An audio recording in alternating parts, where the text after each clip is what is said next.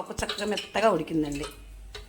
ఇది కూడా దానికి కావాల్సి కాస్తంత ములక్కాయ ముక్కలు, కాస్తంత కరివేపాకు, 2 ఉల్లిపాయలు, 4 ఎండుమిరపకాయలు, కాస్తంత చింతపండు, ఎల్లిపాయ, ధనియాలు, అల్లం ముక్క కలిపి మిక్సీ పట్టుకున్నానండి. ఇప్పుడు తాలింపు పెట్టేసుకుందాం. ఫస్ట్గా అల్లం వెల్లుల్లి పేస్ట్ వేసేసానండి. నెక్స్ట్ కరివేపాకు, పచ్చిమిరపకాయలు, థర్డ్ చక్కగా ఉల్లిపాయ ముక్కలు అన్నీ ఒక్కసారి వేస్తానండి నేను. తర్వాత వచ్చేసి ములక్కాయ ముక్కలు,